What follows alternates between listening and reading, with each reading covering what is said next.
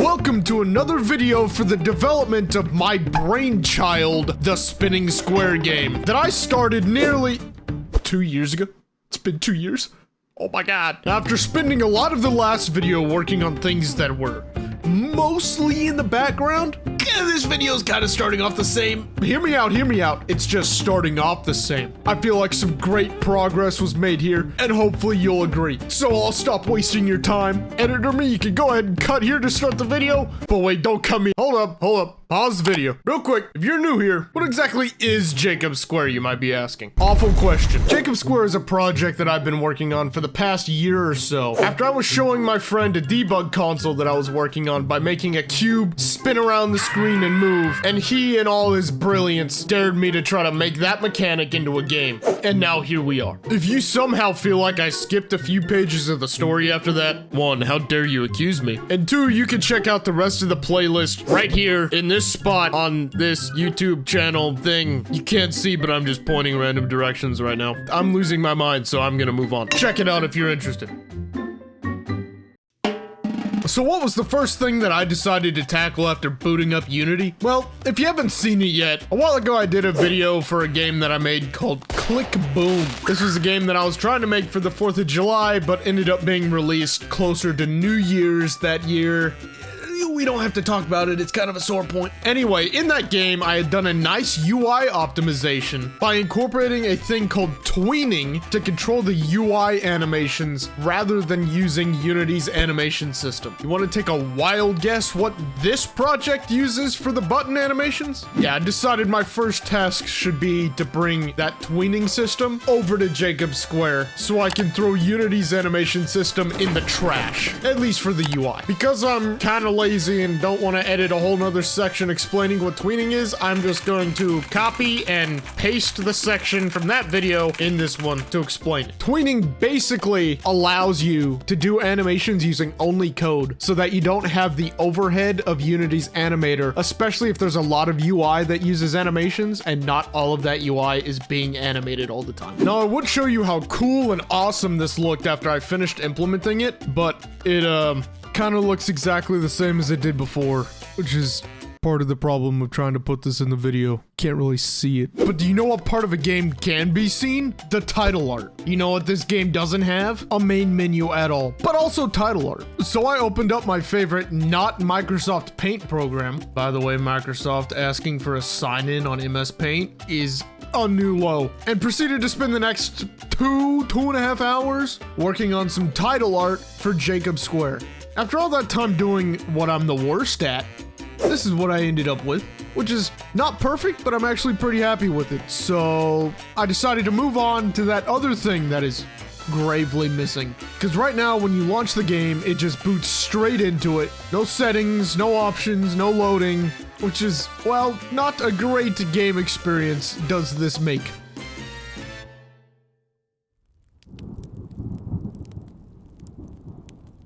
Ah, you're here. Go ahead, gather round. I have a story to tell. Once upon a time in a land far, far away, there was a me. That me had set out on a treacherous quest to add a main menu to his game. Unfortunately, unbeknownst to me, he was an absolute forehead and got so locked into the task at hand that he failed to record any of it at all. The whole main menu was added and not a second of footage was gained, and this is why I can't have nice things. Alright, you can leave now so I can cry in peace, solitude. Okay. Even though I may not be able to show you the creation of the main menu, even though I really wanted to, I can at least show you what it ended up looking like. Up to this point, at least. And here it is. Not to pat myself on the back or anything, but I think it looks pretty good. You can see here I added a mock-up REV, and I gave it a nice little parallax effect when you move the cursor around, just so the menu doesn't seem as static, even though it's already spinning, so it wouldn't be static anyway. Over here, we have all of the nice menu buttons. For example, right here, you can see the settings button, which will take you to the settings page. Just kidding, get pranked, that's not real yet. But what is real is the load game menu. Here you can see a list of all the saved games, finally. And you can look through all of them, see a little bit of information about that save. And there's a nice little preview of that save that also has the same parallax effect.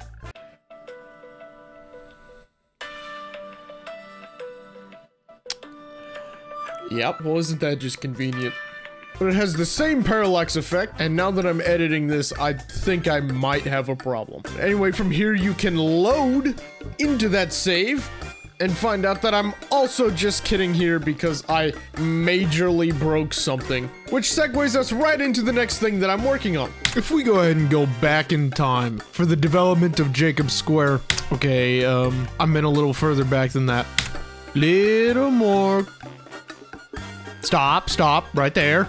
You can see that for parts that I wanted you to be able to place where they could face multiple directions, I had multiple different versions of that part. From here, it naturally evolved into one part that had multiple different variants that you could switch between. I think we all know, and some of us desperately hope, what the next logical step in this process is. Unfortunately, this step is gonna be a little more difficult than the step before. To help this make more sense, let me briefly explain how parts are currently placed in the game.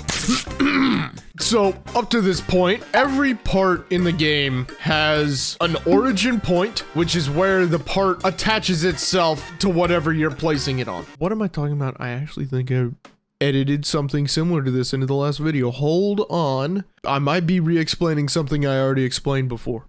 Feel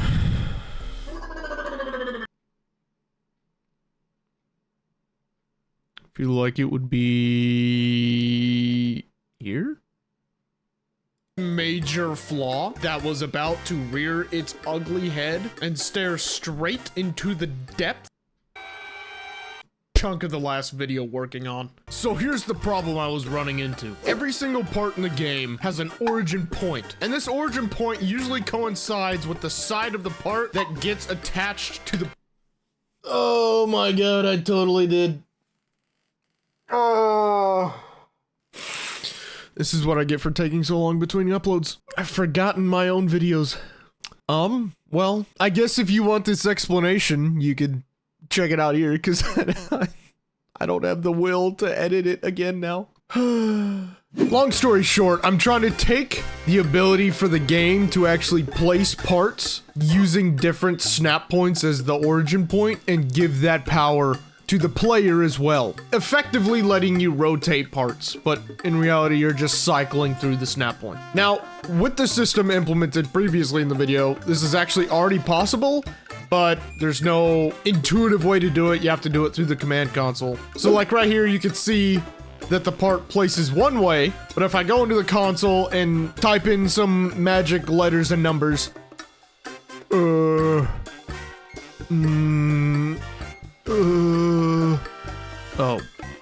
and then place the part again, it magically places based on a different snap point. I just gotta get it to where the players can do this without having to type commands.